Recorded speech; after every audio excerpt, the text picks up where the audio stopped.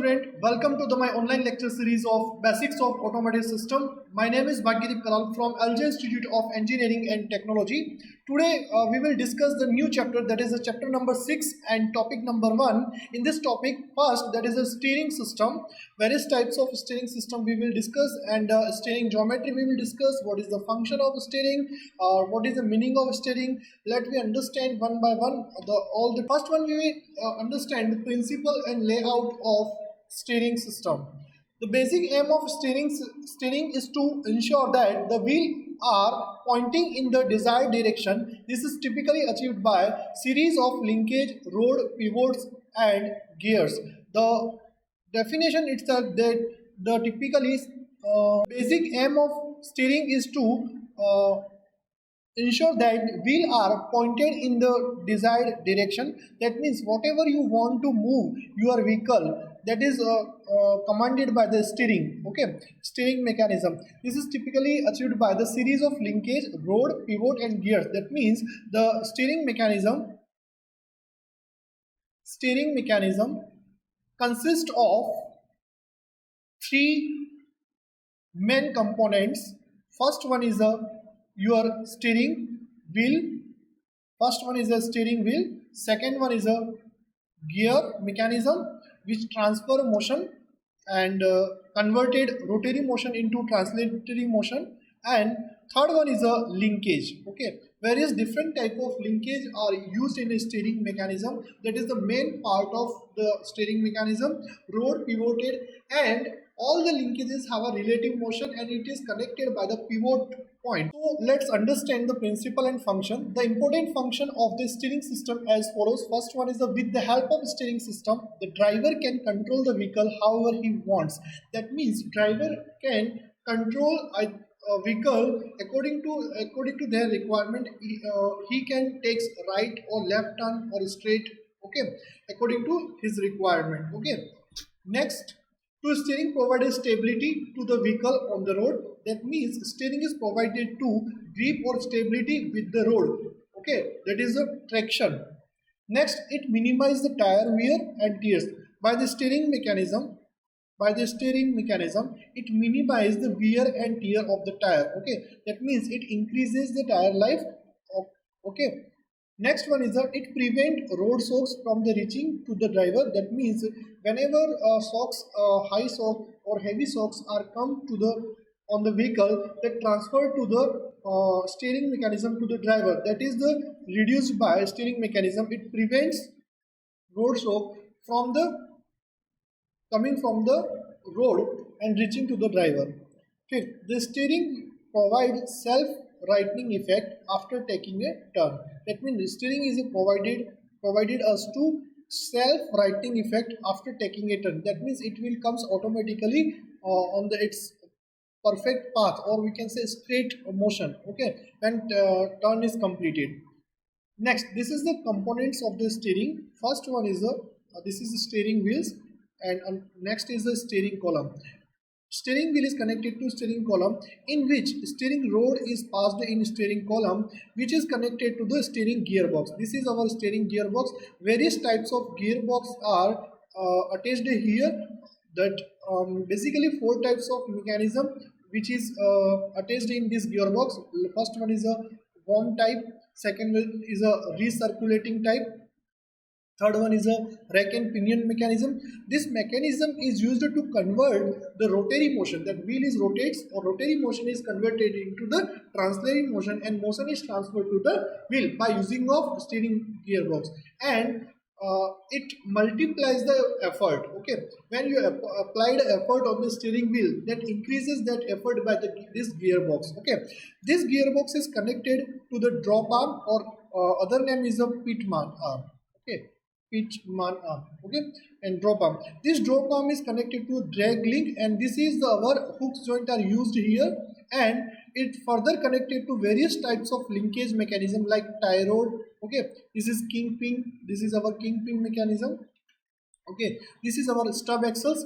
Stub axle is nothing but like a lever. This is lever where wheels are connected, and there is no relative motion between these two, and is pivoted with the tie rod. Okay, this is our stub axles. Okay, So these are the all the component required component of the steering mechanism. So this is our side view of the component, and this is the front view. This is our front view, and this is wheel, and this is here our gearbox. That is a pitman arm. This is called as a drop arm, and this is our stub axles. These are the all the components of the steering mechanism required to movement of the turning or movement of the wheel. Okay, next is principle. The condition for perfect steering, the what the principle are required to movement or turning the vehicle. That is the main principle, or we can say fundamental steering mechanism or equations. That is a very important topic.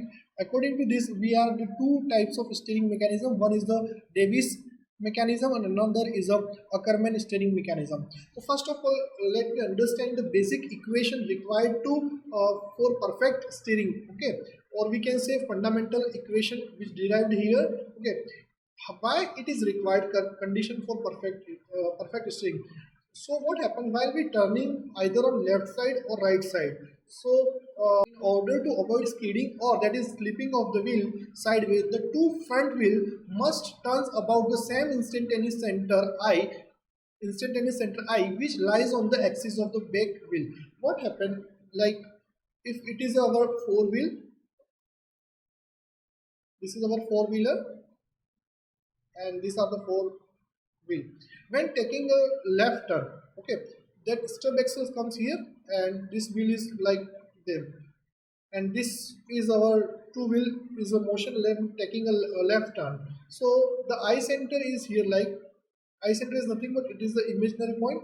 This is our eye center, and these two are the axis, rotational axis of this two wheel. Okay, and this is our eye center. When the two front wheel must turn about the same eye center which lies on the axis of back wheel. This is the axis of the back wheel which lies on this eye center. So according to this, we can avoid the skidding or slipping. Next, if the instantaneous center of the two front wheel do not coincide with the instantaneous center of the back wheel, the skidding on the front or back wheel will definitely take place, okay, which will cause the more wear and tear of the tire.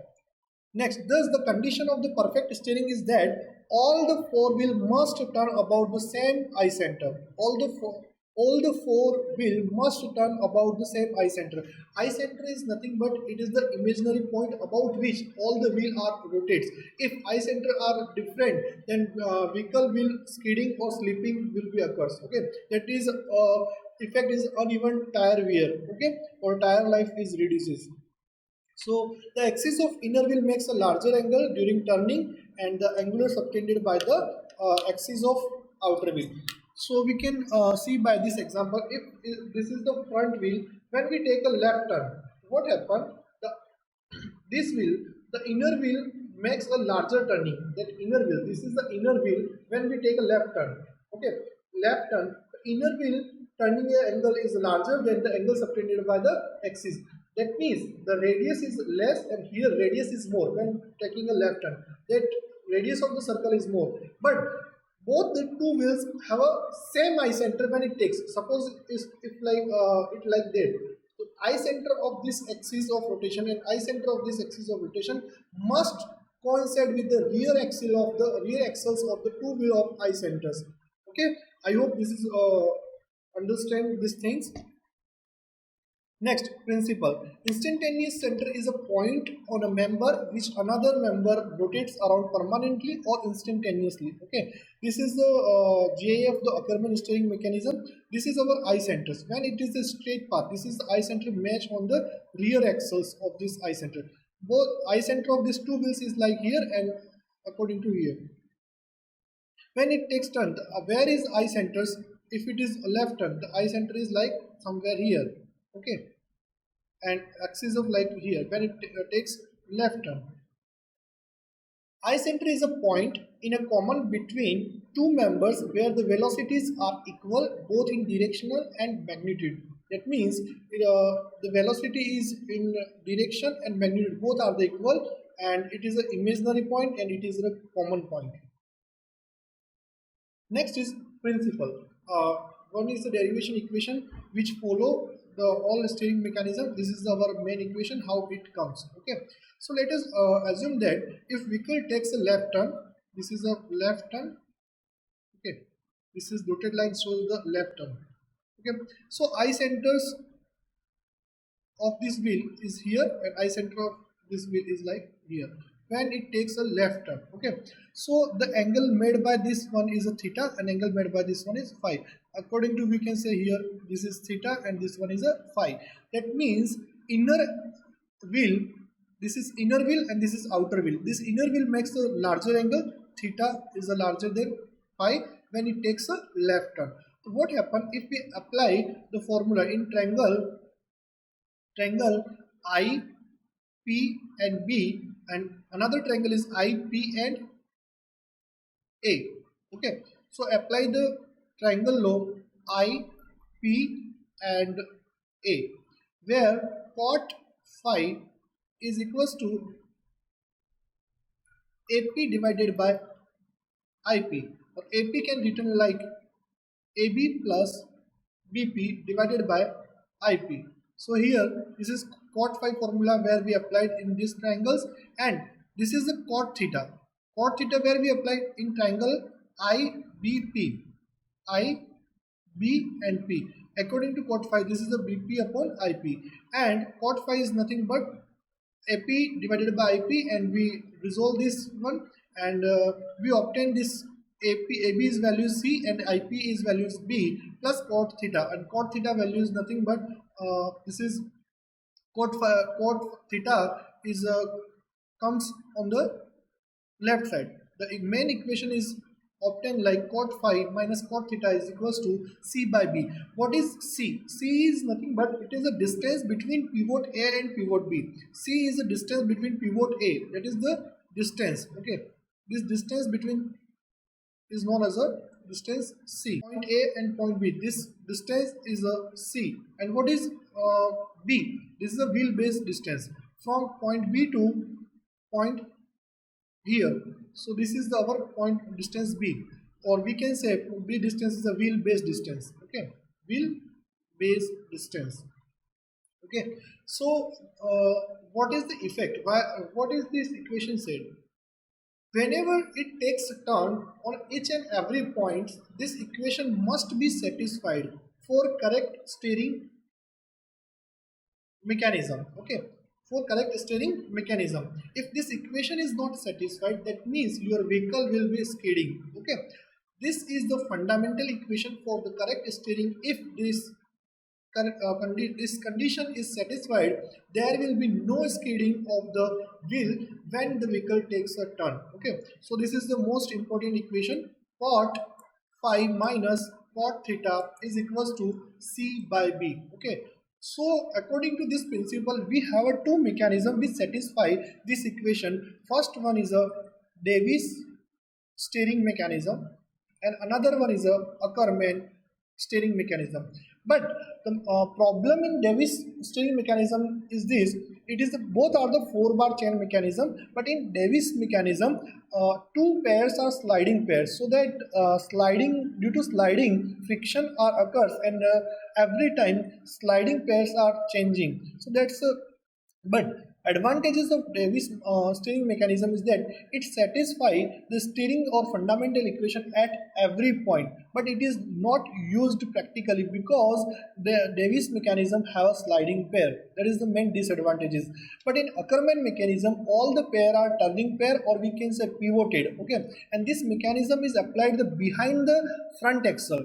Okay, front axle. That's why space is reduced. So practically we use Ackermann mechanism, Ackermann steering mechanism. Okay, so for transmitter motion through the gear, the various type of steering gears are used. First one is a worm and sector gear. Okay, this one is the worm when it connected to the steering, and this worm is rotates, and according to this sector are rotated, and this at this sectors Pitman or Pitman link are attached. So it transmit motion from steering to wheel. So this is the worm gear.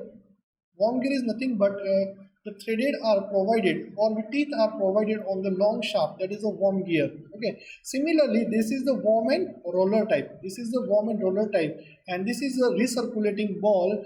All the have same functions that convert the rotary motion into translatory motion, or multiplies the uh, effort of the effort of the drivers. Okay, so this is the recirculating balls. Here are the recirculating ball are used to convert the motion, and this is our worm type. This is a worm type. Okay, finally we use the rack and pinion steering gears practically, because this is very simple. And rack and pinion is nothing but it is two types of gear. Rack have a infinite diameters of gear, and pinion have a finite diameters which revolves on that rack. Okay, when it turns, like the rake is movement, translatory motion, and it transmits the motion to the wheel through the stub axle. So generally in modern days, rake and pinion mechanism is used. Okay, this all the mechanism, these three mechanism not in used, and rake and pinion mechanism is used. These are the four common manual steering gear mechanism. This is a very important in the exam, university exam. Asked me in a 4 to 5 marks, explain recirculating ball steering mechanism, or rake and pinion mechanism, or worm and roller, or we can say explain any two steering gear mechanism. These are the steering gear mechanism which is used in a steering mechanism, which convert the rotary motion into the translatory motion and multiplies the effort of the steering driver. Till today, up to this one steering gears topic. In next lecture we will discuss the steering geometry, various types of angles which defined in the steering geometry. So we will learn in the next our next lectures. So thank you so much.